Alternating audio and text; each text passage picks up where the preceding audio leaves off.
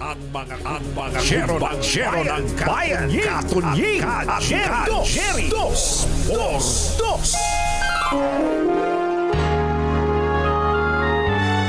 Kauna-unahan sa Pilipinas. Manila Broadcasting Company. DZRH. Member, kapisanan ng mga broadcaster ng Pilipinas. Member KBP, oras! Eksakto en punto. 6:05. Balitang makatotohanan, balitang maaasahan. ACS Balita. Walang makakaligtas, walang makakalampas. Saan mang sulok ng kapuluan, Luzon, Visayas hanggang Kamindanawan. Basta't may balita, ipagwagwagan ng sikat na tagapagbalita. ACS Balita. Kasama ang 2x2 tandem Anthony Taberna at Jerry Baha. ACS Balita. Ang programang ito ay hatid sa inyo ng ACS Manufacturing Corporation, ISO Certified, maker of world-class quality Pride detergent. Araw ng Friday, January 30, 2026. Narito na po ang ulo ng ating ACS Balita. Tatlong airlines company nangakong ibababa ang pasahe sa eroplano upang isulong ang lokal na turismo sa bansa. DepEd nanawagan ng whole of government approach sa EDCOM 2 findings upang matugunan ang learning crisis sa bansa. Nag-viral na peking medical report ng Pangulo, iniimbestigahan na ng NBI at PNP. Atong ang tinangka umanong suhulan ng Napolcom kaugnay sa kaso ng missing sabongeros. Malate Police Commander at mga tauhan ng Anti-Drugs Unit sinibak kasunod ng pagkakaaresto sa 6 na pulis sa Hulidap. Anak ng pinaslang na Lady Cup sa Bulacan na tagpo ang patay sa Tarlac. Magandang umaga Luzon, Visayas, Mindanao. Good morning Philippines. Hello world. Kami po ang inyong mga tagapaghatid balita. Ito po si Anthony Taberna. Ito po si Jerry Baha. At ito ang ACS Balita. sa detalye ng ating mga balita. ACS Good News. Masayang ibinalita ni Tourism Secretary Cristina Garcia Frasco na pumayag ang tatlong major airline companies sa bansa na alisin ang kanilang top 2 na pinakamahal na presyo o fare classes upang mapababa ang pamasahe. Ito ay bilang tugon sa mga reklamong natanggap ng DOT mula sa mga lokal na turista na mas mahal ang paglalakbay sa mga destinasyon sa Pilipinas kaysa sa pagpunta sa ibang bansa. Hindi ba't matagal na natin sinasabi yan? Kaya nga, ay mabutit. Ba't napansin na nila? At inaksyonan. At inaksyonan. Umaasa rin si Secretary Frasco na aaksyonan kaagad ng Kongreso ang panukala ni Cebu Representative Edu Rama Jr. na alisin ang travel tax sa lahat ng travelers na umaalis sa Pilipinas. Inanunsyo ng kalihim ang good news sa makasaysayang Liberty Shrine sa Lapu-Lapu City na siyang venue ng opening ceremonies ng Association of Southeast Asian Nations Tourism Forum. Ayun. Malaking event yan, May kumbachero. malaking event pala doon, ASEAN Tourism Forum na diniluhan din ni First Lady Lisa Araneta Marcos bilang kinatawan ng Pangulong BBM. Sa pakikipag-dialogue ni Transportation Secretary Giovanni Banoy Lopez. Ayun, matindi. Yun, matindi. Yun ang matindi. Sa mga executives ng tatlong airline companies, pumayag ang mga ito. Ay, ito si Secretary Banoy palang talagang Nakipag-git-gitan. Pumayag ang mga ito na ibaba ang pamasahe sa domestic flights. Kabilang ang pagpunta sa pagkamahal-mahal na Siargao. Yan. Ito yung matagal nang inirereklamo, ano? Talaga. Hindi yung Siargao ang mahal, yung pamasahe. Pamasahe. Na inirereklamo nga ng mga turista dahil sa mahal ng airfare kumpara sa pagbiyahe sa abroad. Ang kailangan yata diyan, kumbatsero, lakihan yung airport eh. Ayun, no, Hindi naman kasi sa totoo lang, ewan ko kung nakasakay na kayo sa eroplanong maliit. Yung malinggit lang yung mga minsan, di propeller lang. propeller o kaya yung hindi man propeller pero para kung di ako nagkama, 100 lang yung pasahero eh.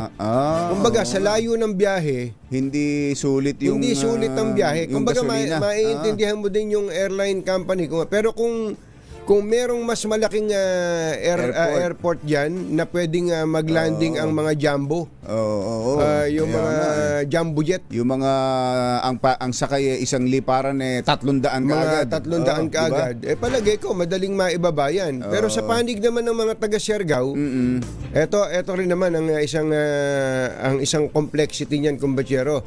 Maraming mga locals ang ayaw naman nilang katakot-takot ang tao sa kanila. Okay lang na may turista, pero halimbawa kung babagsak mo presyo dyan, tapos magmumukhang divisoria na yung Siargao, ewan ko kung ma-appreciate mo yung Siargao, kumbatsero. Kapag hindi na yun tulad na nangyari sa Boracay dati, di ba? Napabayaan ng gusto. Kumbaga may premium, kumbaga pag sinabing Siargao, Amanpulo, ayan, may medyo premium ang kanya ng mga turista. Kapag premium na gano'n, mga naliligo nun, mga nakahubo yun. Yan, hindi ba yung pinapanood ni Jan Subarjaga yung nag fashion show? Di ba? Yan. Mahal na pag gano'n. Meron talagang mga lugar na pwedeng puntahan ng lahat ng tao. Meron namang mga lugar na you have to pay for comfort, convenience, and luxury. Ayan, Dapat yata ganun ang mas mali. Kaya lang, ang Siargao sa ngayon, kumbatsero, kahit na hindi pa ako nakakapunta, sa mga naririnig ko, hindi pang premium eh. Hindi ba sa naging sa sitwasyon ngayon. Ang mahal, lalo pat sa mga sa infrastructure, kulang pa rin kulang talaga. pa talaga, kumbatsero. Saka ako kasi hindi mo na itatanong, kumbatsero. Ayusin yung Coelho. Hindi mo na itanong. Nung nagpunta ako sa Siargao, nag-interview lang ako. Trabaho. Nagtrabaho lang ako. Tama ka doon, kumbatsero eh. Marami pang bigas na kakainin. Maganda yung nag-surfing ka ba? Gumanong ganun. Gumanon ako. Kaya lang sa dalampasigan lang. Sabi ko, wag mong kukuhanan yung Kung nasaan. alam mo bang mahal din ang mga bilihin diyan? Yun pa. Mahal din kasi nga isla siya eh. Ang kanilang mga maraming mga kinakain diyan sa tinda, sa restaurant at iba pa, galing sa mainland, dun sa Surigao mismo. Yung seafoods, dapat seafoods kung isla eh.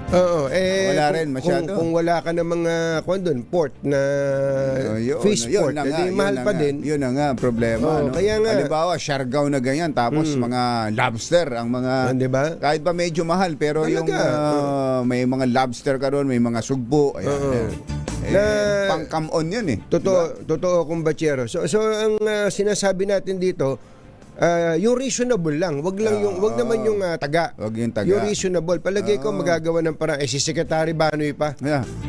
Si Secretary Banoy, ang kanyang prinsipyo ay action ngayon.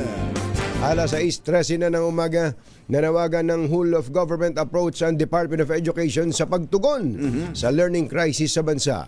Kasunod po ito ng opisyal na pag-turnover ng final report ng Second Congressional Commission on Education o EDCOM-2 at ng National Education and Workforce Development Plan kay Pangulong Bongbong Marcos sa isang seremonya sa Malacanang kahapon.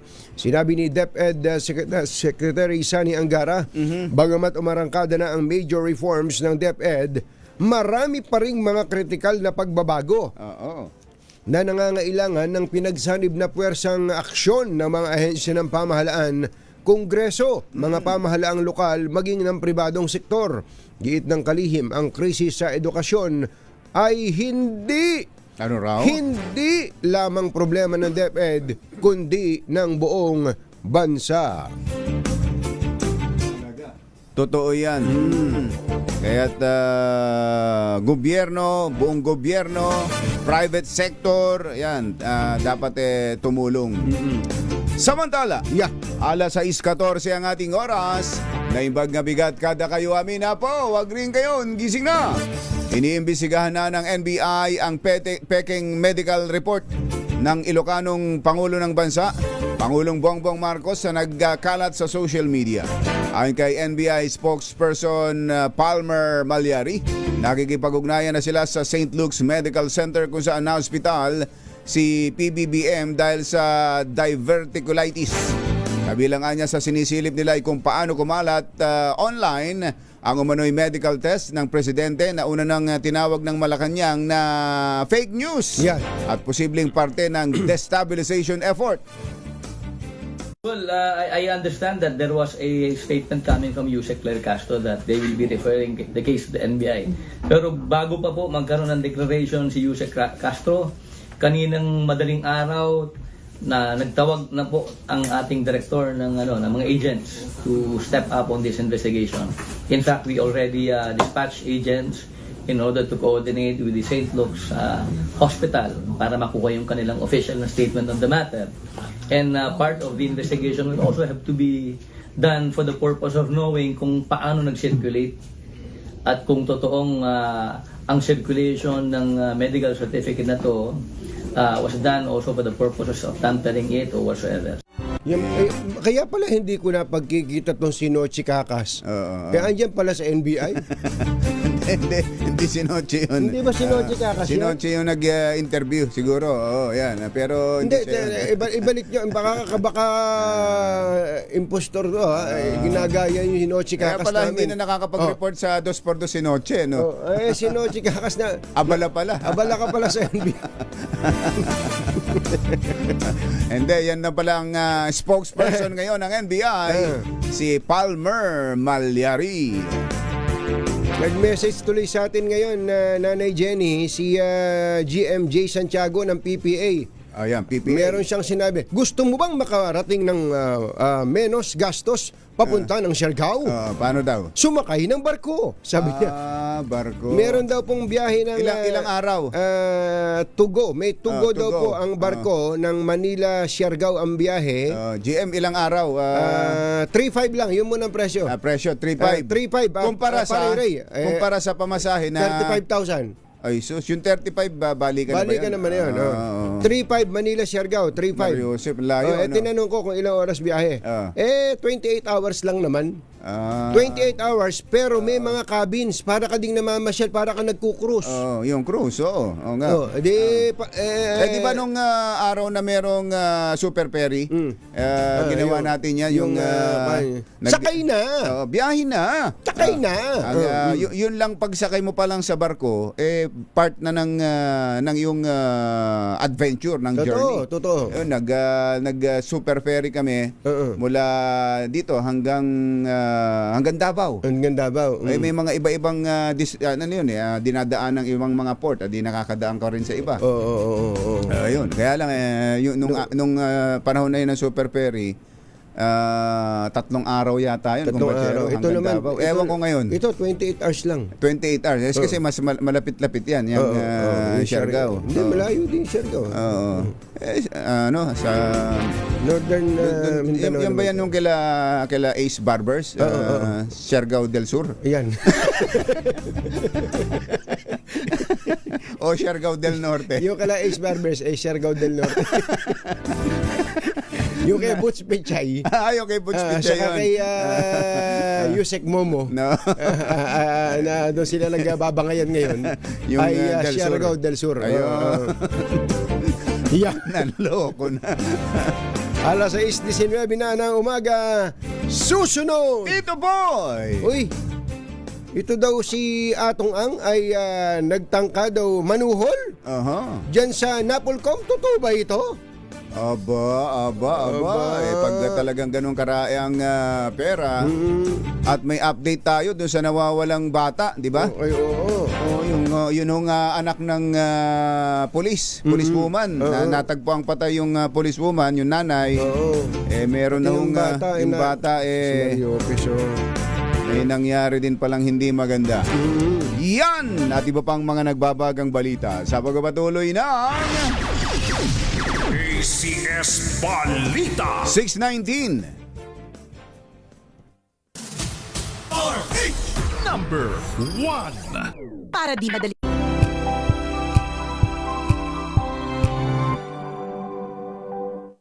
Araw-araw, iba't ibang mga bagay na dapat pagtagumpayan. Ang subok kong partner ay MX3 Capsule. Research-based na tested and proven. Helps avoid pain discomfort. Iwas-iwas sa sakit. Kailangan lang na long-term ang pag-inom 2 capsules araw-araw. Kasabay ng proper diet and exercise. I am able to make it with the right partner. MX3, dito ako bilib! Mahalagang paalala, ang MX3 capsule ay hindi gamot at hindi dapat gamiting panggamot sa anumang uri ng sakit.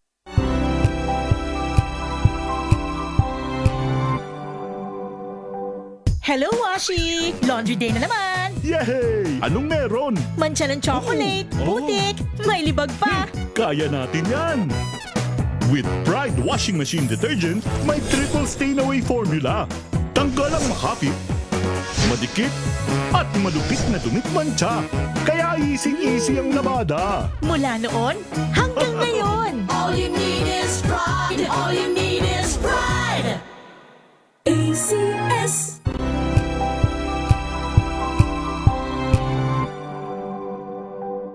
Ito ay bunsod ng naitalang 17 individual na ang kanilang naaresto. Metro Manila Development Authority o MMDA ang No Contact Apprehension Policy o NCAP sa Metro Manila. Sa ilang mga dokumento ay peke. Hindi rin legal ang employment na ipinangako sa kanila. Sa mata ng batas, mananagot ang sangkot at may sala. Dahil sa bawat paglabag, may karampatang parusa. Alamin ang mga pananagutan sa likod ng mga bawal. Dito sa Hoy! Bawal Yan! Tuwing Sabado, alas 11:30 ng umaga. Dito lang sa DZRH TV.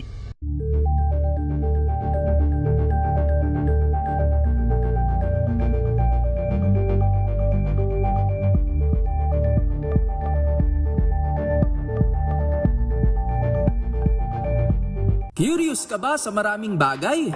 Kami na ang bahala dyan. Aalamin, tutuklasin at bibigyang linaw namin ang mga katanungang bumabagabag sa inyong isipan. Sa programa kung saan ang bawat sagot ay galing lamang sa mga eksperto. Ang Expert's Opinion, tuwing linggo alas 3 ng hapon, dito lang sa DZRH TV.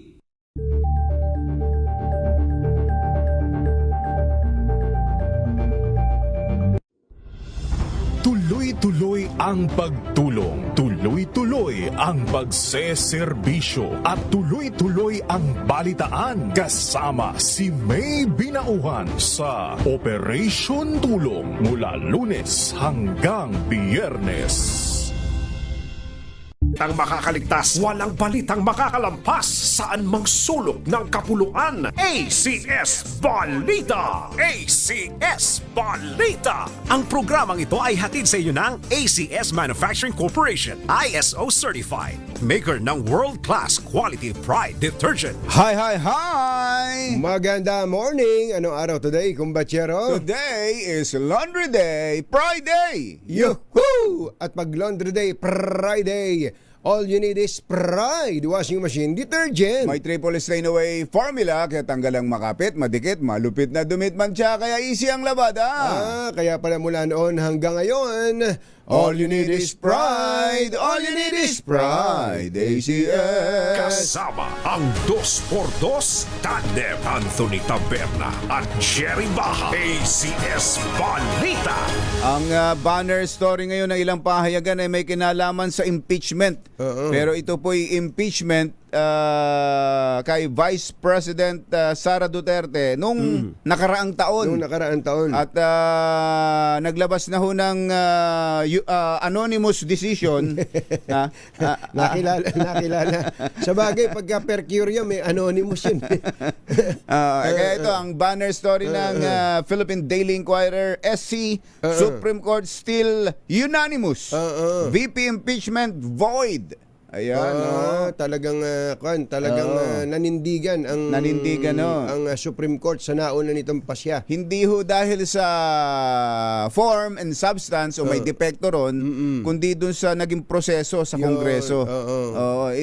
Dinitali ho ng kataas-taasang hukuman kung bakit yung naunang na-file na impeachment case laban sa Vice Presidente, yun yung nag-trigger ng pagsisimula ng 1-year ban. Yun. So parang mas kinlaro pa ng Korte Suprema ngayon yan. So it has nothing to do with the merits. With the merits. Kaya nga ang sabi ho ng mga justices sa kanilang desisyong pagboto ng 13 matindi 0. 13-0 pala yan. 13-0. Bakit 13 na lang pala justices ng Korte Suprema? Kasi dalawa.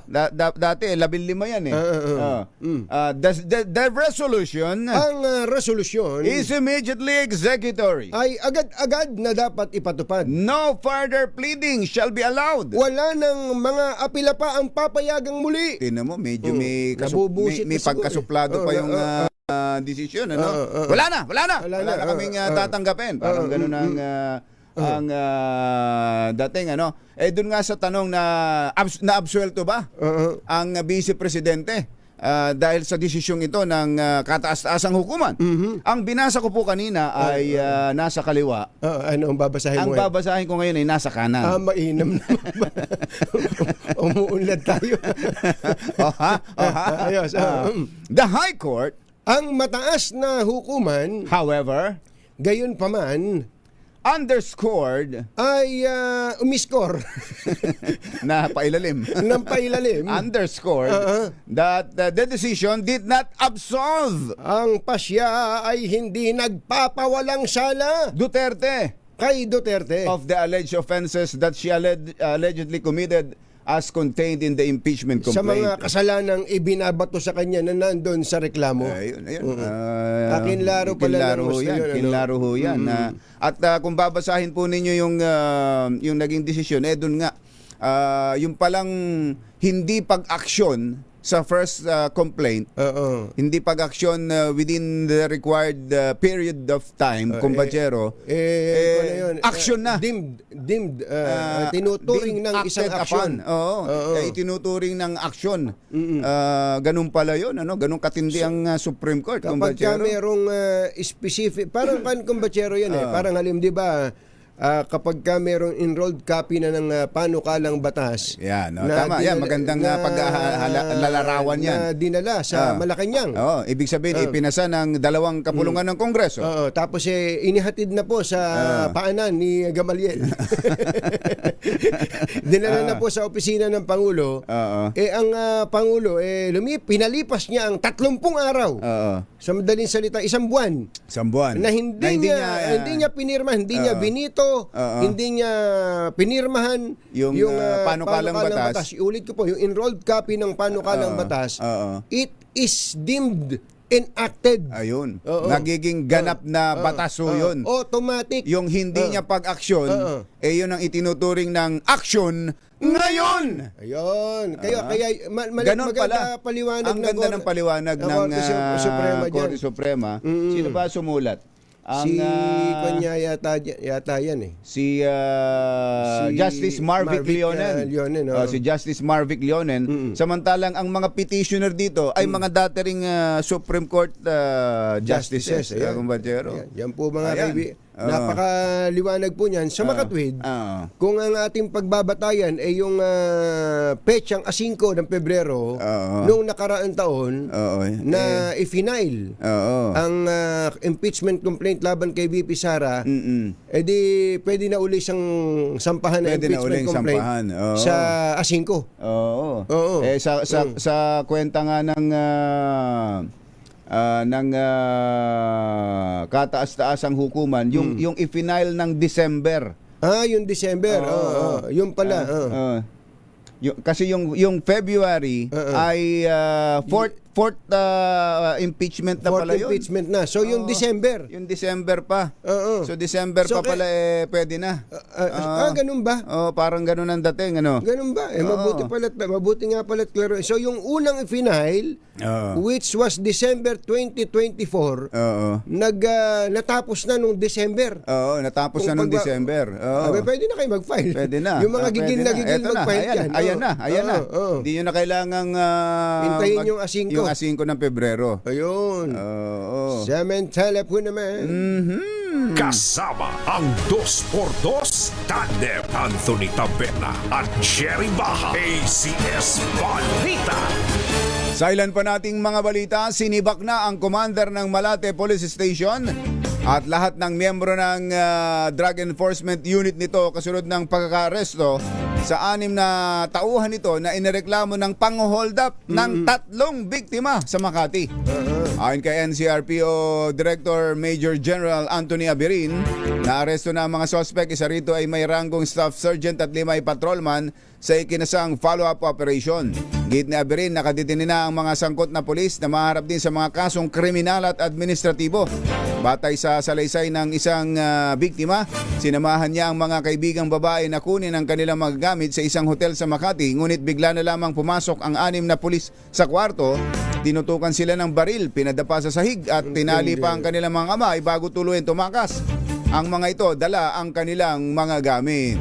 Mga kriminal na kriminal. Kriminal talaga. Kriminal na kriminal ang dating, ano? Paano naging pulis yung mga Kaya nga. anak ng baka, no? Binigyan pa natin ng baril yan. Mga sindikato itong nagpapanggap na pulis. Oo. Isip-isipin niyo yung nagpulis. Itong mga kriminal na to, pinasusweldo mo pa. Talaga. Pinasusweldo pa natin yan ng malaki, tapos ay binigyan natin ng baril. Yung baril po ay issue po ng gobyerno yan, meaning atin po yan. Tapos yun ang ginagamit nila sa paggawa ng krimen. Sa paggawa, kung totoo po ito lahat ng kwento nito, yung mga kriminal po talaga. At hindi lang isang pagkakataon pala ito, kumbatsero. Marami na doon silang biktima. Sa kalye daw na yun. Oo. Kaya si Major General Anthony Abirin, cool lang yun, pero lumalaki butas ng ilong sa inis kahapon. Sa galit. Galit eh. Talaga. Yung bang pagod na pagod ka, parang bilang ama ng NCRPO, pagod na pagod ka kapapaalala sa kanila. Lalo na yung natin, ganyan. At sugpuin natin ang kriminalidad, yung pala kasama nila ang kriminal. Ay, nako. Sus, mabuti nga sa inyo. Nadali kayo. 6:32, inamin ni Napolcom Vice Chairperson at Executive Officer Rafael Vicente Calinisan na tinangka ng wanted na si Atong Ang na makialam sa investigasyon laban sa mga pulis na sangkot sa kaso ng missing sabongeros. Ayon kay Calinisan, 2 beses na kinontak ng magkahiwalay na kampo ang isang taong malapit sa kanya. Una umanong tumawag si Ang noong July 12, Engineer Tony Nanggel, noong July 12 ng nakaraan taon para humingi ng tulong na maisalba ang mga akusadong pulis. Kasunod nito, grupo naman ng isang hindi muna pinangalan ng local chief executive ang nagtangka namang makipag-ugnayan kay Calinisan para ayusin ang kaso. Paliwanag ng opisyal, gayon lang niya inilantad ang naturang impormasyon dahil nagpapatuloy pa noon ang case build-up. Kung si Atong Ang, pakalanan na natin, ay tumawag sa isang taong sobrang very, very, very close sa akin. Ay yung tipong level na sobrang hindi ako makakaindi o mahihirapan ako humindi. So, nagulat ako nung nag-usap kami. Sinabi niya sa akin na tumawag nga si Atong Ang sa kanya. Pinakita pa niya sa akin yung cellphone niya. At yun nga, ang tanong ay baka daw pwedeng matulungan yung mga pulis niya. Yun na eksakto. Ang tinig ni Napolcom Vice Chairperson Rafael Calinisan. Alas 6:33 ang ating oras, may pabakekongan na mga kabalen. Gising na ba kayo? Isang bodega ng mga peking sigarilyo ang ni-raid ng NBI. Ng Bureau of Customs sa Mexico, Pampanga. alinsunod sa Alinsunod, direktiba ni ah. Pangulong Bongbong Marcos. Yun Ganun sana. Ganun sana. Sumasalami. Pwede bang panghuli na yung alinsunod? Huwag mo na salid. Nabuwagin ang mga yan. Alam na natin yun. Ayon kay Customs Commissioner Ariel Nepomuceno, isinagawa ang raid noong Enero 28 sa isang warehouse sa barangay Panipuan, Mexico, Pampanga, kasunod ng tinanggap nilang report. Kabilang sa mga natagpuan sa bodega ang mga sigarilyong may tatak na 2 Moon. Ba? 2 Moon. Kasama ang mga makinang ginagamit sa gawa ng sigarilyo at manufacturing paraphernalia Sa ng... Mexico yan. Oo, Ang Mexico. dating mayor dyan, si Mayor Tuman eh. Mayor? Oo, si Mayor Tumang. Tumang. Eto, 2 Moon. Moon, Ginagawa daw mga sigarilyo yung mighty. Di ba nagsara na ito? Oo, nagsara na yan eh. Oo. Binili na ng Philip ba o ng Winston. HNP, Playboy at Carnival na nagpapahiwatig ng on-site production activities. Naabutan sa bodega ang 6 na Chinese national, higit sa 50 Pinoy. 11 rito ay minor de edad na hinihinalang sangkot sa paggawa ng yun sila yung pinagtatrabaho sa paggawa ng sigarilyo. Sinabi ni Nepomuceno na ang mga inabutan nilang brand ng mga sigarilyo ay katulad ng nakumpiska nila sa Batangas na posibleng konektado sa iisang distribution network. Pinaniniwala ang smuggled na mga ginagamit na makina at maging ang mga raw materials dahil sa kawalan ng kaukulang import permit at customs documentation. Isang masamang balita, na-recover na po ang bangkay ng 8 taong gulang na si John Ismael Molionido, anak ni Police Senior Master Sergeant Dayan Marie Molionido na nakita ring patay sa Bulacan. Si John ay kasama ng kanyang inang pulis na nagtungo sa Quezon City hanggang sa ideklarang missing, ngunit natagpuan ang bangkay ng Lady Cup sa isang sapa sa Bulacan noong Enero 24. Nakita ang bangkay ng bata sa barangay Maluwid, Victoria, Tarlac, pasado 2:00 ng hapon kahapon. Ayon sa SOCO, nakabalot ng scotch tape at nasa advanced state of decomposition ng katawan ng bangkay ng bata. Grabe itong nangyari. Ano kaya ang motibo dyan? Ultimo bata, dinamay pa yan dyan. Grabe, yung tatay niyan, yung asawa nung Lady Cup, police din. Police din. At nung una, binabanggit na Person of interest. kasama sa person of interest. Ano na kaya ang update dun? Nako. Yan! Ang kabuuan ng ating ACS Balita. Ito po si Jerry Baha. Ito po naman si Anthony Taberna. Kasama ang 2x2 tandem Anthony Taberna at Jerry Baha. ACS Balita. Ay, sa mga taga dagat-dagatan na botas. Lakasan na ninyo yung mga radyo at television dyan. Mayor John Ray. Kong Toby. Lakasan na ninyo. Baka gusto yung manalo ng limpak. At saka dun sa anong tawag ni Sherwin ngayon? Medium component. Hindi na mini. Medium component na. Medium component. Andyan ho ang ating Malakas promo sa... Ay, si Ate Perly! Ang tagal na naghihintay din ulit yan. Gusto yatang makaulit. Sino pa mga kamag-anak mong naghahantay ng medium component? Ayan, Ate Perly Dimla. Sabi nitong si Nanay Jenny, napakahigpit ka dyan sa St. Luke's. Ako nga, asawa na, hindi ko makuha record nung mister ko sa St. Luke's, Quezon City, maging sa BGC. Kaya kailangan kaming mag-asawa ang kumukuha ng results. Ganun naman talaga. Kahit nga sa email, may procedure pa sa password. Oo, talaga. Ganun yan. Kaya sabi niya, sana mahuli ang salbahing nag-iimbento na yan. At yung mga nagpakalat niyan, may mga nag-delete na raw. Mga nag-post, tas nag-delete. Siguro, nahiya sila sa... at natakot. Dahil talagang dapat may managot. Ayan So sa mga taga dagat-dagatan na botas, andyan ang ating Malakas promo at ang ating word of the day.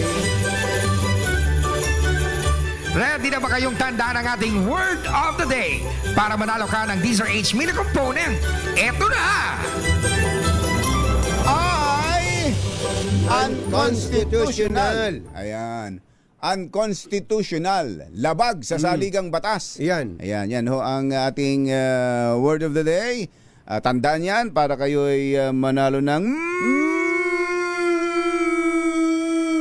medium component. Na-sponsored na. Na-sponsored na. Umaasenso tayo. Ay, tayo nga pala ay nagpapasalamat sa mga sponsors natin na minsan nakakainisan ng mga nakikinig sa atin, nanonood sa atin. Ba naman yan? Hindi na namin marinig yung mga matatalinong komentaryo. Talagang ganun. Talagang bahagi ho yan ng broadcasting. Sabi ko nga, kumbatsero nung nakaraan saan kukunin ng Manila Broadcasting Company ang pampasweldo kay Mother. Ang napakalaking pampasweldo kay Mother. At lalo na sa ating dalawa. Lalo na sa ating dalawa. Sabi ni Malu, ganun. Diba? Saan kukunin? Kaya ngayon, Boss Jomay, Attorney Reds, Sir Jun, tama yung iniisip nyo. Dahil sa magkakasunod ng mga survey na ito ng Kantar Media, kung saan lumabas na number one na naman ang DCRH at yung pangalawa, layo na. Tama po yung inyong you are contemplating on giving out incentives to the personnel, men and women. Ayos ba, Yuel? Behind DCRH. Sabi siguro ni Attorney, pinagsasasabi Sinubo nyo na kami. Siguro. Ayan Maraming salamat po. Sir Jun, Boss Jomay, Attorney Reg. At kay Sir Freddy, FJE. Kay FJE, kay Mr. Chairman. Ayan. Thank you. Mabuhay po kayo. Oras! Achi, Mr. Jelom Tang, Lakyam Shop Ithun, 6:41 ng umaga. Balitang makatotohanan, balitang Anthony Taberna sa 2x2 sa DZRH.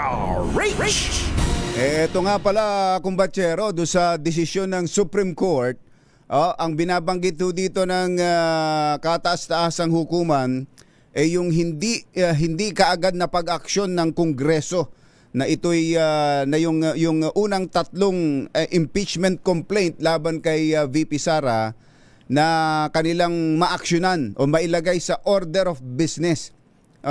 Kinuwenta ho ito ng Supreme Court at dapat daw the House had until January 14 to include it in the order of business and until January 21 to refer it to the proper committee.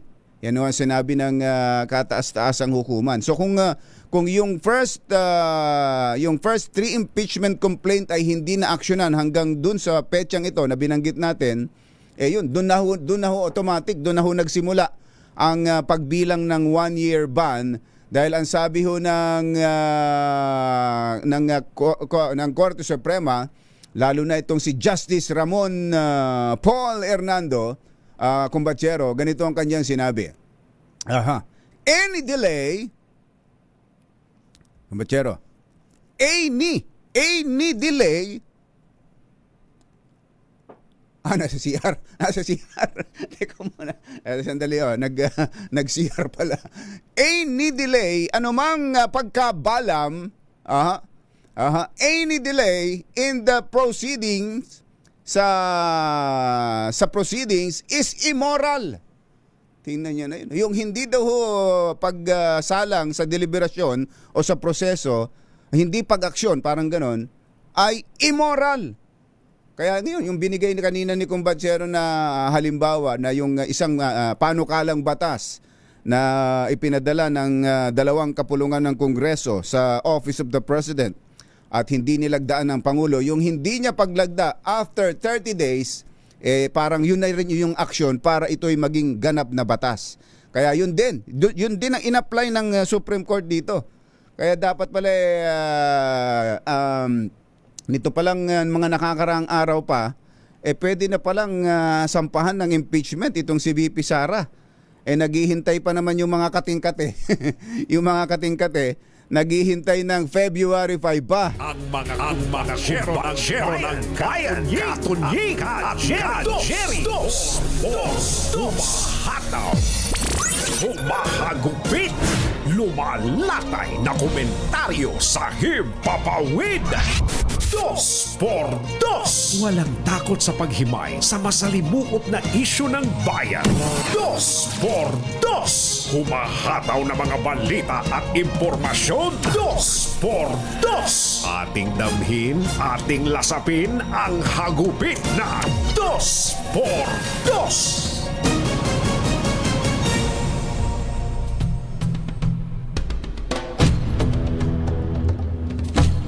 Tuluyan ang inilibing ng Korte Suprema ang impeachment complaint laban kay Vice President Sara Duterte. Ito'y matapos pagtibayin ng kataas-taasang hukuman sa botong 13-0 ang nauna nitong desisyon na unconstitutional o labag sa one-year bar rule ang articles of impeachment kay VP Sara na nagsara sa pinto para sa mga karagdagang apela. Gayunman, nilinaw po ni Supreme Court spokesperson Camille Ting na ang desisyon ng kataas-taasang hukuman ay hindi hindi nangangahulugan na inabsuelto si VP Sara sa alinman sa mga paratang laban sa kanya. At ang anumang susunod na impeachment complaint ay maaari ng isampa. Simula February 6, ayun. Doon pa rin pala sa petsang iyon. Simula February 6, 2026. Ang desisyon ng Supreme Court ay itinuturing naman ng kampo ni Duterte na isang tagumpay na inaasahang magpapalakas sa mga planong politikal ng Vice Presidente sa 2028 presidential elections. Isyu ng bayan, katotohanan, 2 por 2. At maitim ang balak, magtago ka na. 2 por 2. Si Jerry at si Anthony, narito na. 2 por 2. Hahataw ng todo, urado ka. 2 por 2. Ang katotohanan, dala nila. 2 por 2. Walang sinasamba pali, maniwala ka. 2 por 2. Hataw ng gusto, tol, umasa ka. 2 por 2. 2 por 2.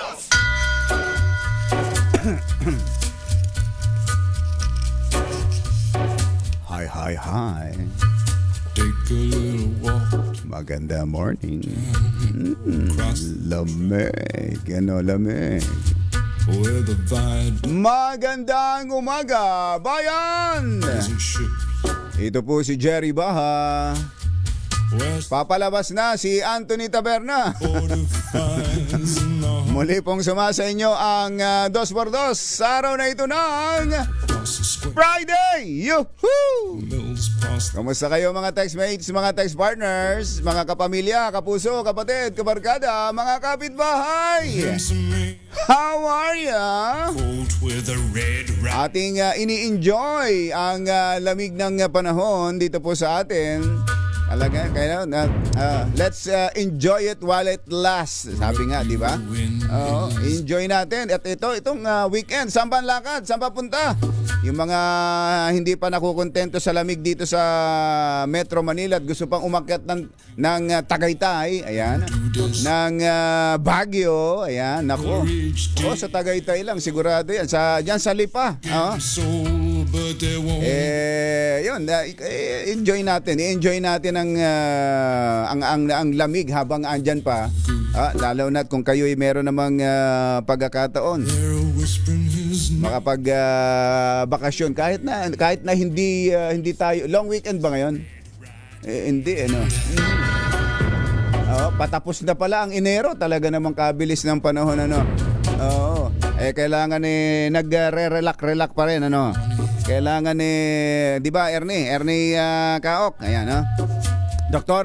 Jessica D, saan ba ang lakad? Ayan saan ba kayo mag weekend ngayon? marami ang mga naghahanap ng dagat. Oo, sa dami ng mga tinatamaan ng respiratory illness ngayon, yung ubo, sipon. Ako, tinan nyo, ngayon pa lang medyo umiinam-inam at may mga pagkakataong may ubo pa rin.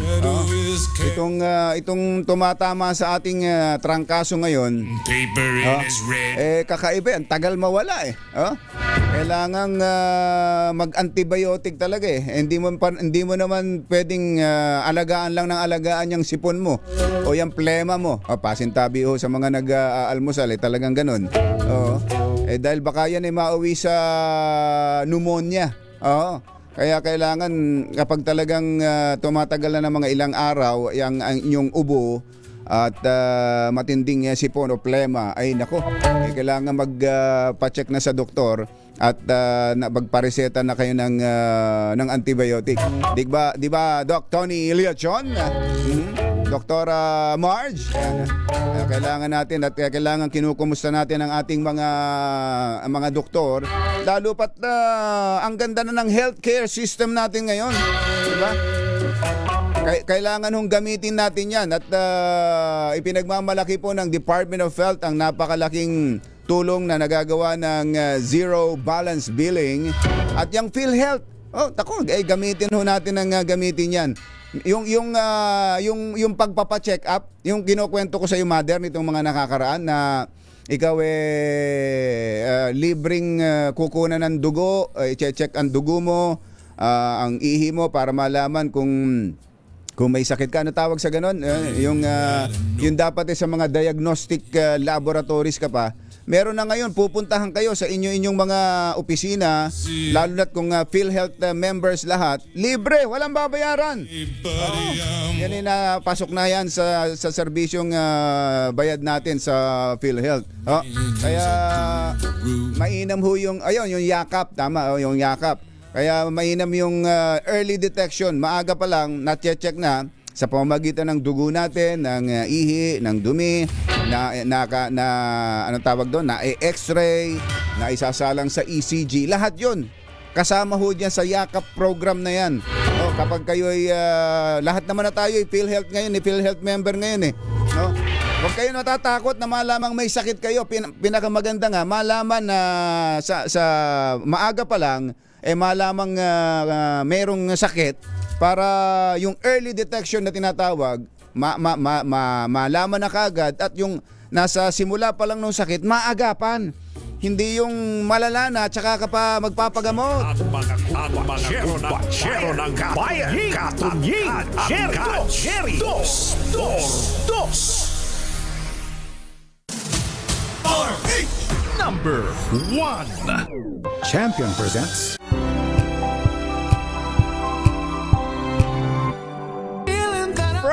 Friday! Iba talaga ang dating ng Friday, Talagang may konting sipa talaga, Parang lalong lumalakas. Para tayong nabuboost ng energy, Pag Friday, Kaya dito sa 2x2, everyday is Friday! Sa mga naninibago pa rin dyan, Everyday is a Friday! Kaya nga itong isinusulong ho ng Department of Education ni Secretary Sani Angara na whole of government approach. Yan ho talaga ang kailangan. Pagtulong-tulungan ng lahat ng sektor, ng iba't ibang ahensya ng gobyerno ang pagpapaayos ng sistema ng ating edukasyon, lalo na ho dito sa harap nitong report ng EDCOM 2. Ang panawagan ni Secretary Sani Angara ay whole of government approach, solusyonan ang learning crisis sa bansa. Kailangan daw katuwang dito ang Department of Health, ang DSWD, DOH at DSWD para sa nutrisyon ng mga kabataan, hanggang sa TESDA at CHED para sa trabaho. Talaga ho. At sa mga eskwelahan, di ba, napag-usapan na natin yung pagpasok ng private sector para mapabilis ang pagpapagawa ng mga silid-aralan. At siyempre ang mga local government units, ang mga LGUs. Ditong nakaraan, kamiting ni Secretary Angara ang Metro Manila Mayors. Nagpulong sila dito sa San Juan na kasama si Mayor Francis Zamora para talakayin niya yung parang mas mabilis na sistema ng koordinasyon ng DepEd at ng mga local government units. Ayan. At siyempre ito nga pala, itong pinag-usapan natin itong nakaraan na parang andalas ng online ng classes. Wag naman, tapos na tayo sa pandemic, parang pandemic pa rin ang dating. May mga eskwelahan na ang pasok sa buong isang linggo ay dalawa o 3 araw lang. Pwede yan, yung mga paisa-isa lang, once a week na online, di ba, Yuel? Once a week na online classes, di ba? Makakaluwag-luwag pa yan sa traffic, makakatipid sa gasto sa pamasahe. Tapos kung may lakad ng pamilya, pwedeng lumakad na kaagad. Halimbawa, kung yung online classes Friday lang o Monday, di ba? Makakalakad ng pamilya, tapos kahit na nasa lakaran o sa biyahe o sa anumang beach na magkakasama ang pamilya, yung batang nag-aaral naka-online naman, di ba? Pwede namang gawin siguro yun. Pero yung mas marami pa yung online classes kaysa sa face-to-face, para tayong nasa pandemic pa niyan. At iba yung face-to-face classes, iba yung matututunan ng bata sa ganung aktual na nasa loob ng silid-aralan kaysa sa nasa loob lang ng nasa kung saan lang at nakaharap lang sa computer para sa online classes. Ang daming distraction. Ang daming pwedeng makagulo sa pag-aaral ng bata sa ganun. Mga isang linggo, once a week, pwede na yan. Makakatulong na yan. Malaking tulong na yan. Hindi lamang sa pagtitipid ng pamilya, kundi pati sa traffic. Chero ng Bayan, Katunying at Ka-Jerry. 2 por 2. Balitang bagong-bago. Balitang dapat alam mo. Balitang magdadagdag ng talino. Dahil bagong impormasyon, makibalita. Unang-una sa DZRH. Pangunahing balita. Kasama ang 2x2 tandem nina Anthony Taberna at Jerry Baha.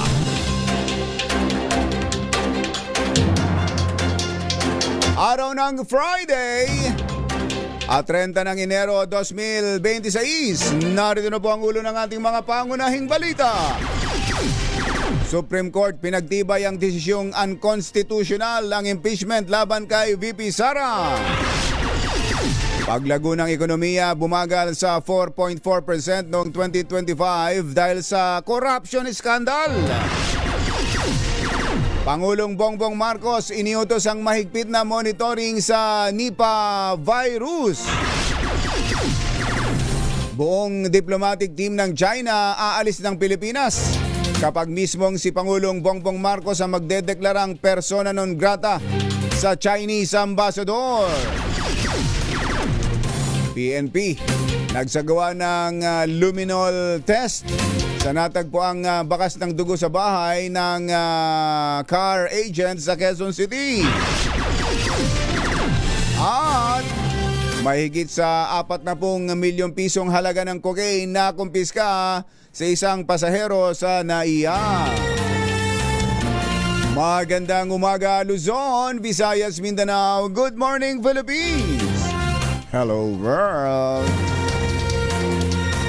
Sa pangalan po ni Anthony Taberna, ito po si Jerry Baha. At ito ang Pangunahing balita. Sa detalye ng ating mga balita, nagkaroon na ng breakthrough ang PNP sa kaso ng policewoman na nagtagpuang patay sa Bulacan. Ito'y makaraang may makitang mga bakas ng dugo sa bahay ng car agent na sinasabing huling nakitang kasama ng biktimang si Police Senior Master Sergeant Diane Marie Molinido noong January 16 na magtungo sila sa Quezon City para sa transaksyon ng pagbebenta ng kanilang sasakyan. Ayon kay Police Lieutenant Margaret Panaga, PIO Chief ng Southern Police District, natagpuan ang mga bakas ng dugo sa bahay ng ahente sa barangay San Agustin, Novaliches, Quezon City noong Miyerkules. Sinabi ni Panaga na nagsagawa na ang mga investigador ng luminol test sa bahay at ngayon ay kinukumpirma pa kung dugo ito ng tao. Ang luminol test ay isang method o paraan na ginagamitan ng solution o kemikal na nadedetect ang dugo mula sa crime scene kahit ito ay natunaw na. Nang tanungin si Lieutenant Panaga kung ano ang motibo ng naturang ahente ng sasakyan para patayin ang Lady Cop, ang tanging sagot ng opisyal ay trusted person ito ng biktima dahil inaanak niya ito sa kasal. Mario Josep, Samantala, mahigit sa 43 milyong pisong halaga naman ng cocaine ang nasabat ng Bureau of Customs mula sa isang pasahero sa NAIA Terminal 3. Ayon kay Customs Commissioner Ariel Nepomuceno, natuklasan ng mahigit sa 8 kilo ng cocaine sa check-in baggage ng pasahero na isinailalim sa inspeksyon matapos matukoy ang kahina-hinalang item sa x-ray screening. Sa mga larawang ibinahagi ng BOC, makikita ang droga na nakasilid sa sa ilang plastic bag na nakabalot ng packing tape. Mario Josep, Sinabi ni Nepomuceno na nakumpirma sa field test ang cocaine na itinurn over sa PDEA para sa mas malalim na investigasyon. Naharap ang pasahero sa kasong paglabag sa Comprehensive Dangerous Drugs Act of 2022 at Customs Modernizations and Tariff Act. Hindi natin alam kung tanga o biktima ng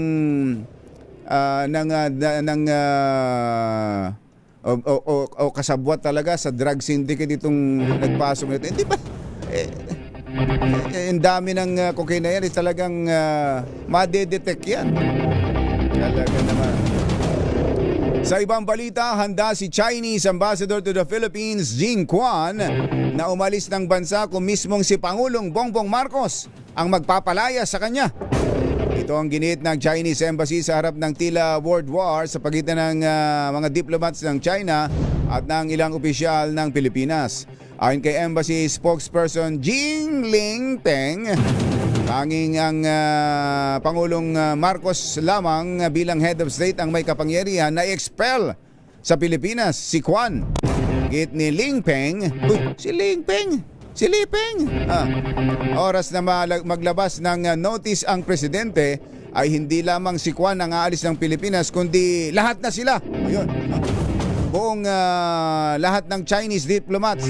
Gayunman binigyan din ni Li Peng na gagawin ito ni Quan ng may buong karangalan dahil batid nitong ang kanyang mga naging aksyon at ay tanda ng commitment ng isang Chinese diplomat sa sarili nitong bansa. Binanggit din ng spokesperson na ang kanilang potential departure ay maaaring magresulta ng pagsasara ng kanilang embahada sa Pilipinas. Ayun na nga, ganun nga ang mangyayari dyan. Last resort ng pamahalaan ang pagdedeklara naman ng Chinese Embassy officials bilang persona non grata. Ayon sa Department of Foreign Affairs, kailangang pag-aralang mabuti ang anumang aksyon tungkol dito dahil sa nakaakibat nitong seryosong diplomatic consequences.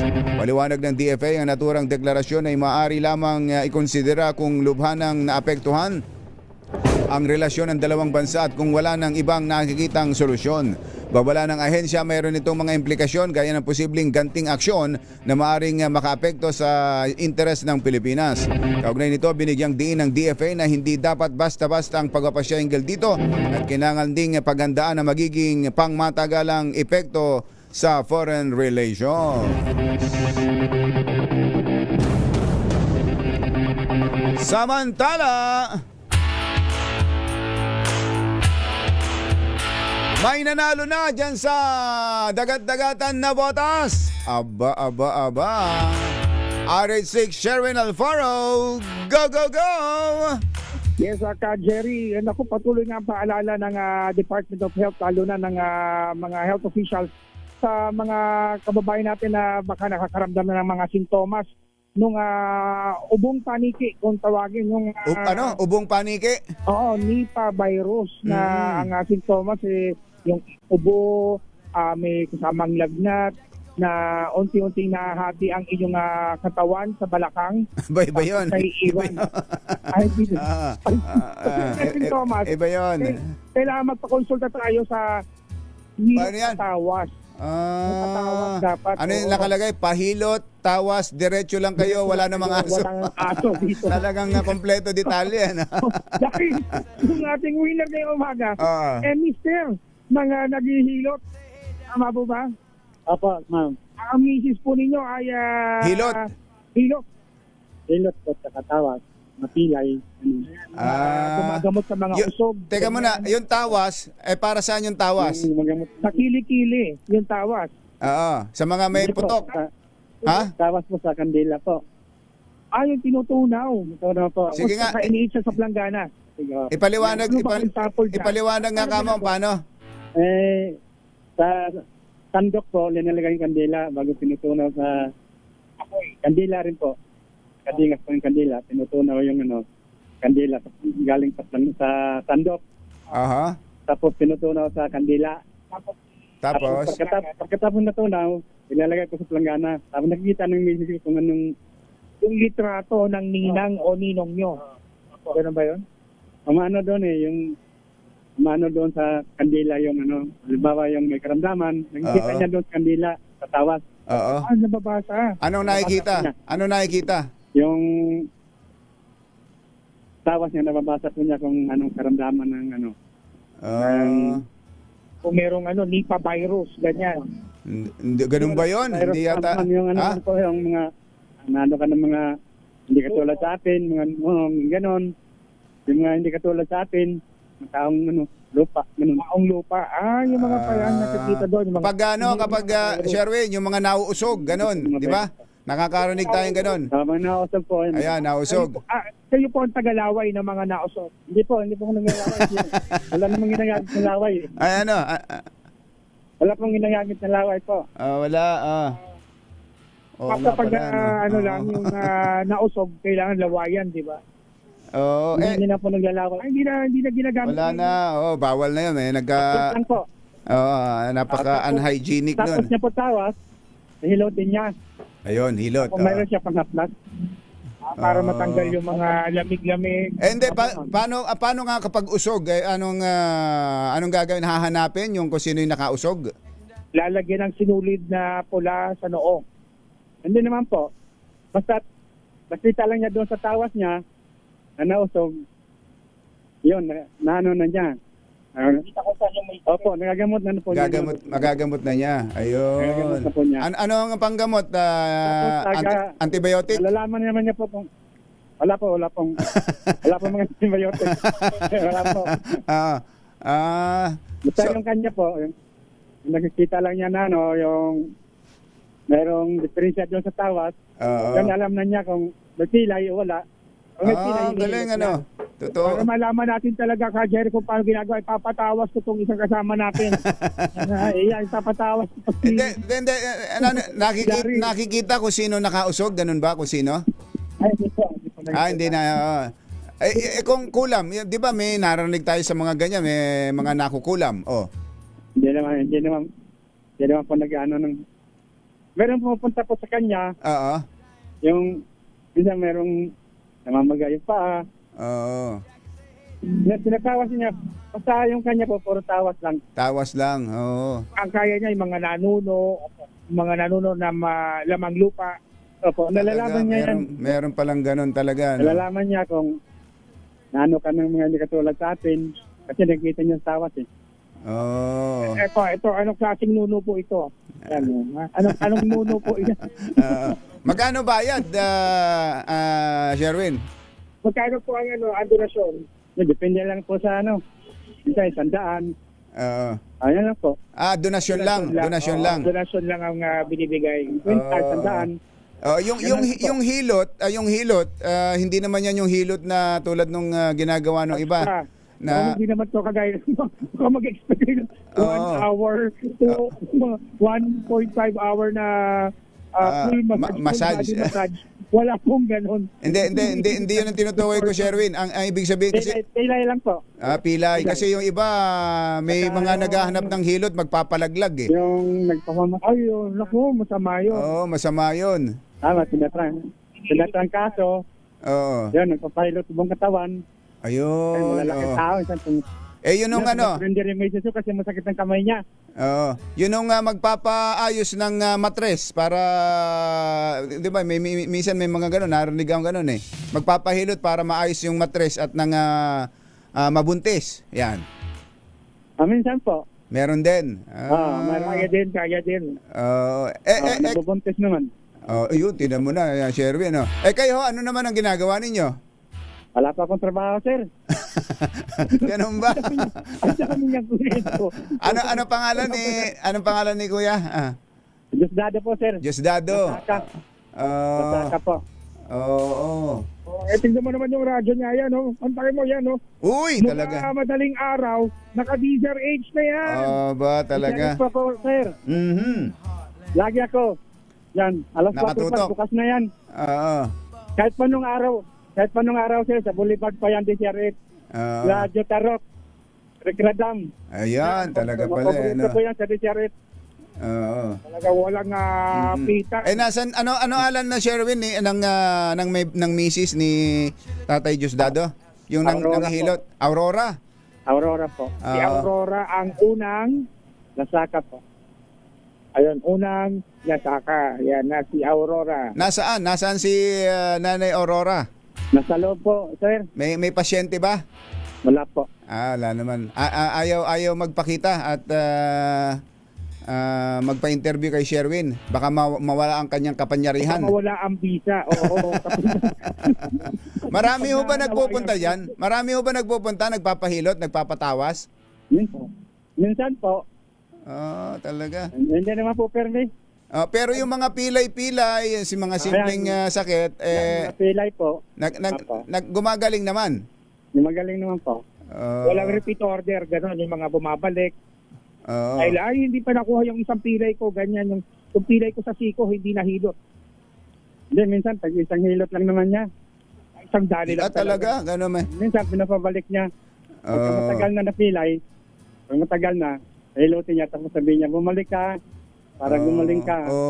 Kaya ako may session. Nakapagpalakad na ba siya ng bulag?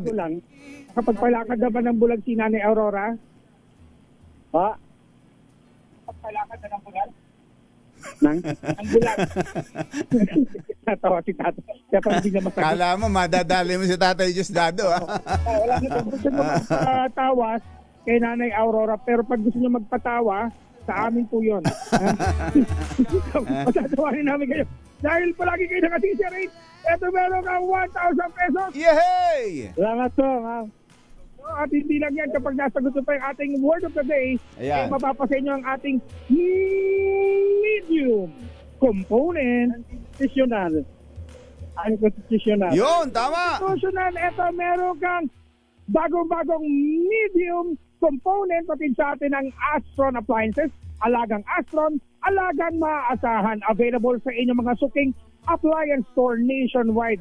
Galaxy Astron, ang murang appliances na maaasahan mo, quality na, affordable pa, available po yan sa lahat ng inyong mga appliance store nationwide. At syempre, meron ka rin Medya Noche Basket mula naman sa DZRH dahil malapit ang Chinese New Year sa February 17. Kompleto ng panghanda, merong kanyan at ang pinakabago, pinakamalaki, pinakamabango, ang Pride with Fabric Conditioner, Korean Strawberry Bloom Detergent Powder with Stain Away Formula, 2 kilo yan. Kaya kahit karaming na pa. Talaga naman. Ubus yan. Oo. Ma'am? Ay, Sherwin, may mga nagtatanong dito. Salamat po, Tatay Diosdado. May mga nagtatanong dito kasi meron talagang mga naghahanap ng mga naghihilot-hilot ng mga pilay-pilay na ganyan. Nag-home service. Yun totoo ha, totoo to, Sherwin. Yung mga naghihilot ng mga pilay-pilay. Nag-home service daw ba? Si Nanay Aurora? Kung sino manghihilot kasi. Hirap daw manghihilot ngayon wala silang makita. Kaya nga. Kung halimbawa po ba pwede mag-home service si Nanay Aurora? Halimbawa kayo ang pupunta po doon sa Butuan. Dahil meron doon may tatawasin. Yung, Layo. ano naman po, yung, pag may mga karamdaman sila, nagtanong sila kung, dito nga, minsan, meron ba mga hilot dito? Sabi ko, asawa ko. Pero halimbawa, imbitahan po na mag-ihilot doon sa Tanawan, Batangas, ganyan. So, pwede po ba sila? Layo naman. Hindi, pwede. Hindi. Dito lang sa Metro Manila.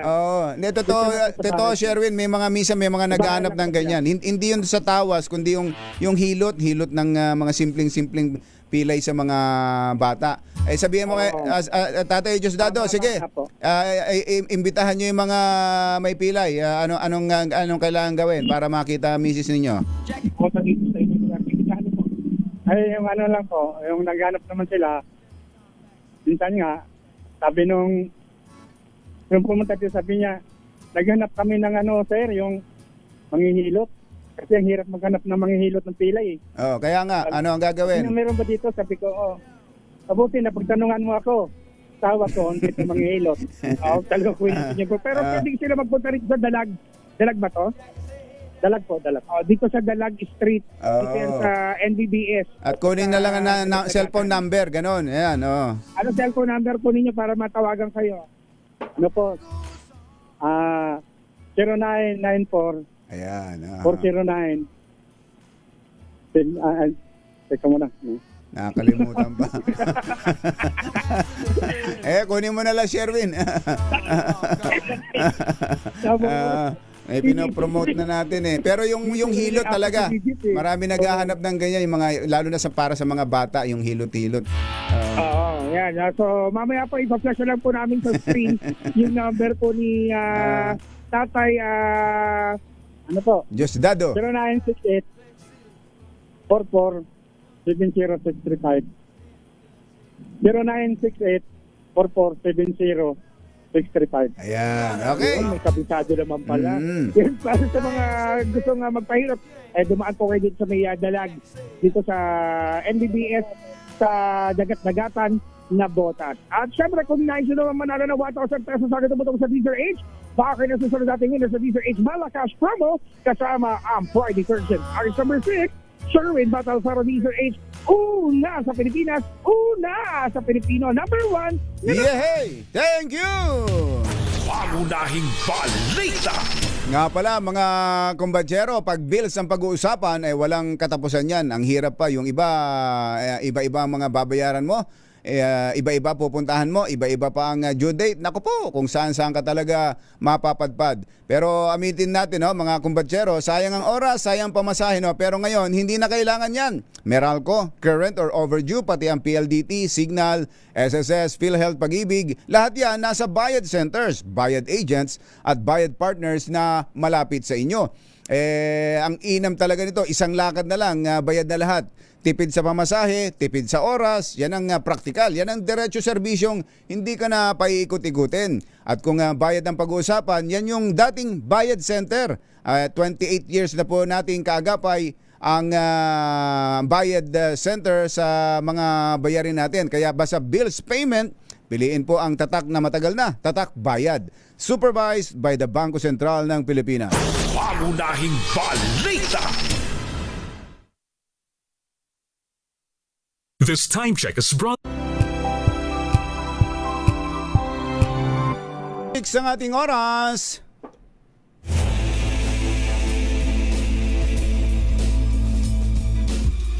Uy, nahuli rin natin.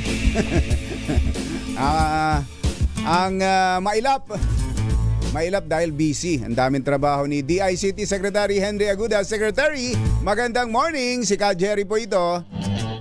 Magandang good morning, Ka Jerry, at saka sa mga nakikinig sa inyo. Oo, ang hirap mo daw hulihin dahil napakarami mong pinupuntahan lugar. Sek. Nagsimula na po kasi ang ASEAN Summit. Kami po sa DICT, gusto namin siguraduhin na pag dumating dito yung mga delegates, yung connectivity nila maayos, tapos cybersecurity maayos. So galing lang po kasi ako ng Cebu. Oo. Kababalik ko. Successful naman yung opening ng ASEAN Tourism Summit. Ayos. Akala ko kayo mismo ba ang nagtiyak na may maayos na connectivity ang mga bisita natin? Ay, ako at saka team ko. Pero iba na yung, alam mo, opening kasi nung this week, Jerry. Kaya gusto kong masigurado na I can personally attest to the signal. Nag-road, tawag namin doon, road test. O, sasakay ka ng kotse, mula sa airport, papunta sa hotel, papunta sa convention center. And masaya naman ako, yung mga telco natin is, they are all cooperating po. Oo, tama yan. Dahil pag uwi ng mga yan, ng mga bisitang natin yan, sila magkukwento, naku, ang bilis ng internet sa Pilipinas. Tulad din naman natin, pag napunta tayo sa ibang lugar, di ba, ganun din ang ibinibida natin. Pero sa ngayon, Sek, may panlaban na ba tayo? Nakakatapat na ba tayo sa Asian neighbors natin? Ay, nako, eto nga, trivia, magugulat ka. Nagpunta po kami sa Cebu. Tingin mo, ano yung pinakamabilis na mobile connectivity pag nag-speed test ka? Magbigay ka ng numero. Ano tingin mo? Karaniwan, dati may 50 Mbps ka lang, masaya ka na eh. Masaya na, di ba? Masaya na. Actually, sa 50 naman, masaya ka na. Pero eto, I'd like to commend si Dito Telecoms. Pumampas kami ng 200 plus. Wow! Totoo ba to? Ilang beses na kayo mismo hindi makapaniwala. Ay, oo, 250. Ayun, ang ang pakiusap ko lang sa dito, pag may signal po ang dito, mabilis. 200, 220. Ang request ko lang, mag-expand pa sila ng network. Magdagdag pa. Meron din ng mga lugar na walang signal. Mabilis ka, wala naman signal. Alam naman nila yan. So sabi ko, at least yung speed, okay na tayo. And sabi naman nila this year, mag-i-invest sila na mas maraming cell site. Ang dito kasi pure 5G. Pure 5G. Kaya yan ang advantage pagka pure 5G. Di ba nga yung kampanya natin, tanggalin ng 2G, tanggalin ng 3G. Pag pure 5G ka na, umaabot ka sa 200 plus. Subok sa Cebu.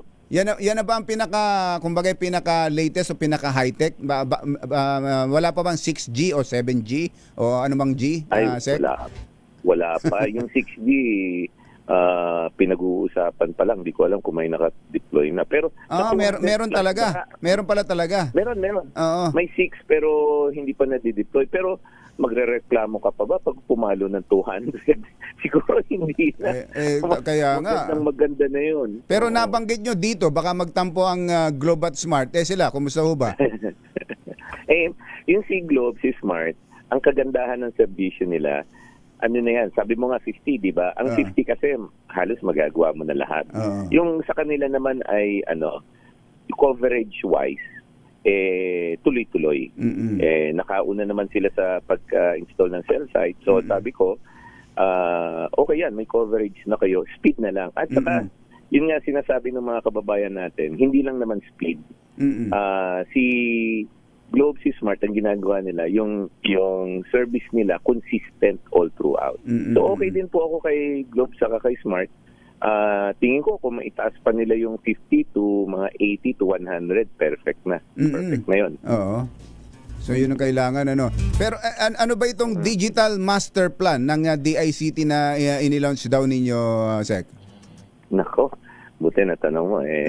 Yan, ipagmamalaki po ng departamento yan at ng gobyerno. Di ba nga, nag-issue dati si Pangulo ng EO72. Ang EO72, ang sinasabi niya, lahat ng infrastructure kailangan may long-term, multi-year master plan. Para hindi na pwedeng papatsi-patsi.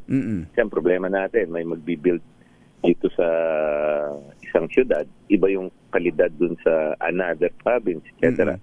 So in compliance po sa EO72, nakipagtulungan po tayo sa Australian government. Magkakay po tayo sa kanila. Ano po yan? Nagbigay po ng grant yan for the study of the fiber optic cable infrastructure sa buong Pinas. Okay. And ang kalandingan yan, nakagawa po tayo ng 11 years. 11 years yan na National Digital Connectivity Plan. Ibig sabihin, may plano na po ang gobyerno para sa fiber optic cable, para sa cell site, and para po sa satellite. Pag yung tatlo na yan pinagsama-sama mo at nagplano ka ng maayos, mas bibilis yung execution kasi may plano ka. At the same time, tatamaan mo yung sinasabi ni Presidente, affordability, quality and speed, and pangatlo, coverage sa buong Pilipinas. So yan, mahigit sa 8 buwan namin inayos din yung plano. Last week, na-approve na po ng Economic Development Council. And makikita nyo, after, hindi lang after 11 years, siguro in the next 1 to 2 Kailan masisimulang maramdaman? Ngayon medyo nararamdaman na. Kung makikita nyo, nagsimula yan sa mga policy. So yung policy ng tower, dapat marami tayong mga cell site tower. Dati, ang mga tower company, 5 years lang yung license to operate. Samantalang yung tower, pag binuo mo, mga 25 years yan ang asset life. So, in-extend po natin to 15 years yung license to operate. At the same time, pagdating mo ng 15, auto-renew na yan. So, pwede ka na mag-build ng tower. Inaayos po natin yung mga right of way sa mga LGU. Yung isang mararamdaman ng mga tao this year, i-accelerate po natin yung tinatawag na One Big Policy. Yung One Big Policy, nakikipag-alay na kami with the Department of Energy. Yung mga sampayan ng kable na nakikita mo sa kalye, na unang-una hazardous siya pag nahulugan ka ng kuryente. Ibabaon na po natin. Ibabaon na natin. One Big Policy. Hindi tulad nung dati, kaliwat kanan yung nagbuhukay. Ngayon, one dig. Yung pag pumupunta ka ba sa ibang bansa, wala kang nakikitang sampayan. Mga kawad ng kuryente. Oo, tama. Magge-generate po ng sangkatutak na trabaho yan. At the same time, pag bumagyo, hindi na malalaglag yung mga sampayan. So yan, mararamdaman ka agad this year yan. Talaga? Yan. Okay. Sisimulan na this year. Kailangan na lang na mag-finalize kami ng policy with, nakatulong naman, naka-cooperate naman dyan si Sec Sharon ng DOE, si Sec John Dick ng DILG, si Sec Vince ng DPWH. Lahat po, nung nandun kami sa EDCOM, lahat. Ano yan?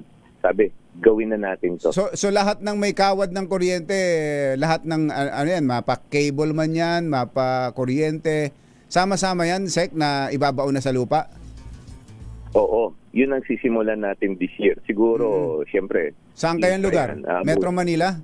Metro Manila, so nakikipag-usap na rin po kami sa, siyempre, yung power company, Meralco po, nakikipag-usap na rin po kami sa mga telco. Lahat naman sila suportado yan. Tapos doon po sa Cebu, Davao, Aboitiz Group, tsaka yung mga telco, lahat po sila excited. Ang request lang nila sa amin, siguraduhin natin na maayos yung right of way. Tapos hindi mo puputol pag may naghukay. Sa akin, pag nag-one dig ka na, hindi na ba yung dati naputulan ka ng internet kasi sabi nila nadaanan. Nasabita. Oo. O kaya, may iba-iba kasi nakabaon. May iba naman nakabaon na nag-road widening sa isang lugar, naputol. Ngayon, pagka nakamapa na yung conduit, hindi na mangyayari mo ngayon. Yan matagal ng pangarap, matagal ng panaginip ng maraming Pilipino. Sabi nyo, masisimulan this year? This year po, sisimulan na yan. Nandun po yan dun sa sa National Digital Connectivity Plan. Para bang tayo, urban planning. Kasama na kaya nga yung long-term urban planning na parang pag inisip mo ngayon, parang imposibleng magawa sa sitwasyon natin, lalo na dito sa Metro Manila na nagsala-salabat, parang spaghetting pababa at pataas ang mga kawad ng kuryente. Talagang imposibleng mangyayari yan pag hindi natin simulan. Ngayon, sisimulan na natin yan. So, yung sabihin mo na 5 years, 6 years from now, paglabas natin ngayon paglabas natin sa mga bahay-bahay natin, wala nang sampayan. Oo, Di ba? kaya nga eh. Wala ka na makikita ng sampayan. Nako, maganda yan. At sa mga susunod, sabi ko na nga ba pag kayo ang kausap, kailangan talaga maraming oras eh. Kaya dapat dalasan na lang natin. Isang mabilis na lang, Sek. Yung nangyaring ito, latest kay Pangulo, siya ang nabiktima nitong mga pinakalat na fake na medical report. Marami na to, madalas nangyayari ito. Sabi nga natin kung ang Pangulo binibiktima lalo na kung mga pangkaraniwang tao. Kumusta ho ba ang pakikipag-usap ninyo sa mga social media platform at ano pang aksyon na pwedeng gawin para hindi man matigil mabawasan ito? Yun. So, i-update ko kayo. Kasi last time na nag-usap tayo kay Jerry tsaka si Katunying, nag-suggest sila nung verified account. Diba? So, sabi ko, naku, magandang idea yan. Immediately, nag-consultation meeting kami. Lahat naman ng policy namin nagko-consultation meeting. Yung nangyari, doon sa verified account pala, may bayad. May bayad, Tapos, may bayad. So, pag-usap kami sa social media company. Sabi ko, hindi naman ako pwede magsabi na lahat ng tao magbayad. Pwede nyo bang ilibre? Sabi naman sa akin ng social media company, hindi naman pwedeng palibre mo sa amin. So, kalaunan.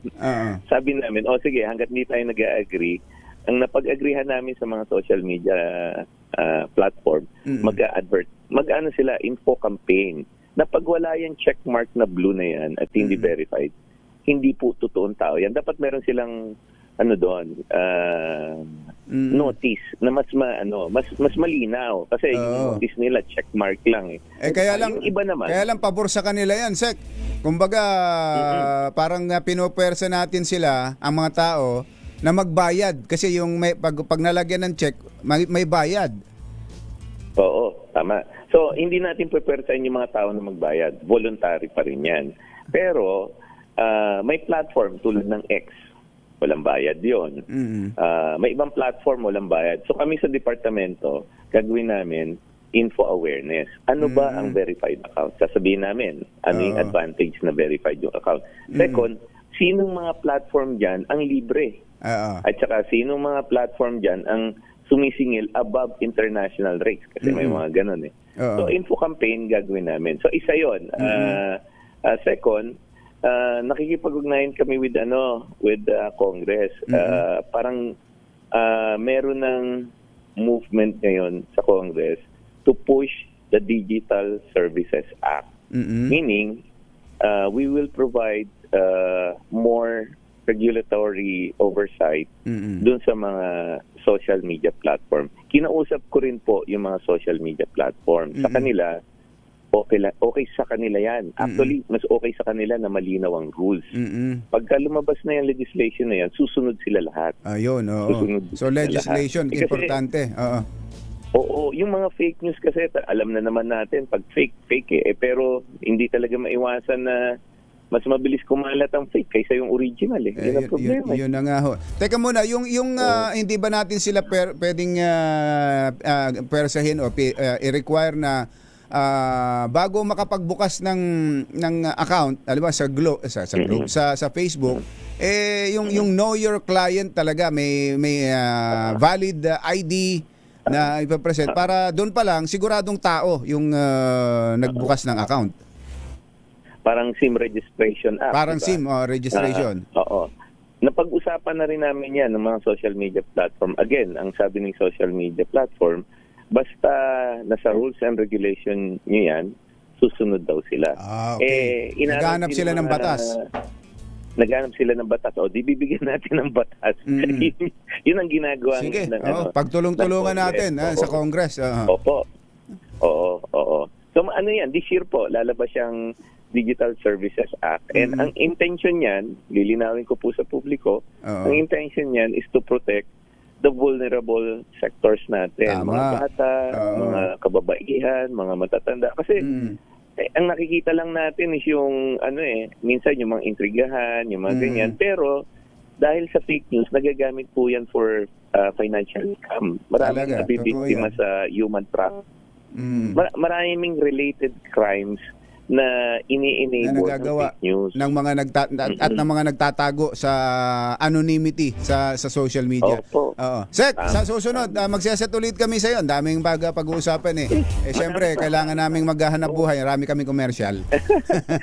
Thank you, Sek. Sige ka, Jerry. Sige Secretary Henry Aguda, DICT. Good morning po.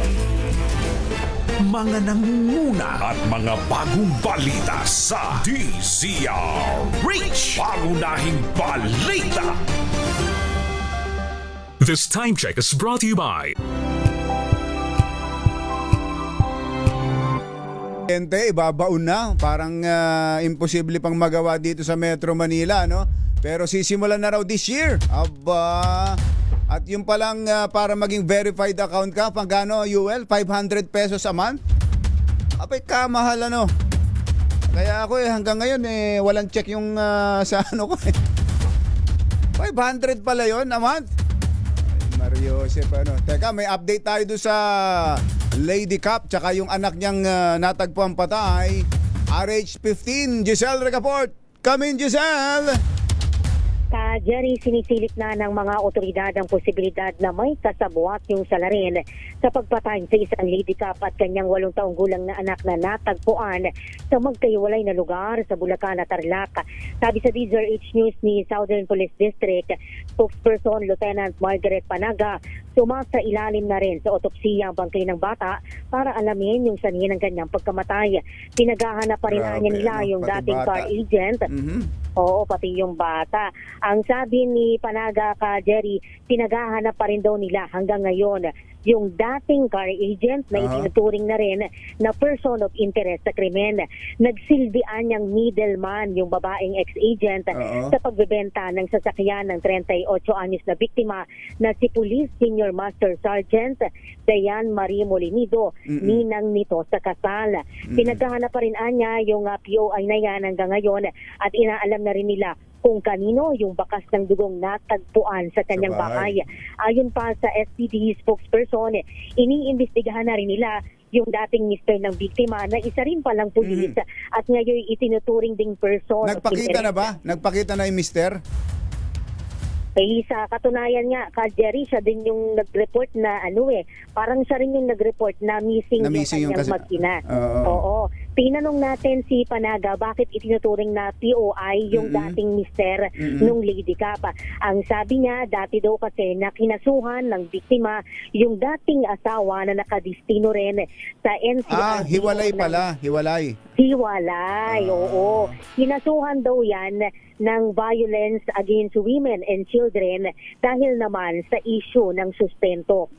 Oo, kabilang daw yung pera sa mga sinisilip na motibo sa krimen. Ito si Giselle Recaport para sa DZRH na sa Pilipinas, una sa Pilipino. Thank you, Giselle! Bye! Happy weekend! Woo! Damdaming bayan! Susunod na! Football star Diane's debutante backseat of Jackie's car. This time check is brought to you by ACS Manufacturing Corporation, ISO certified, maker of world-class quality Pride detergent. Ang oras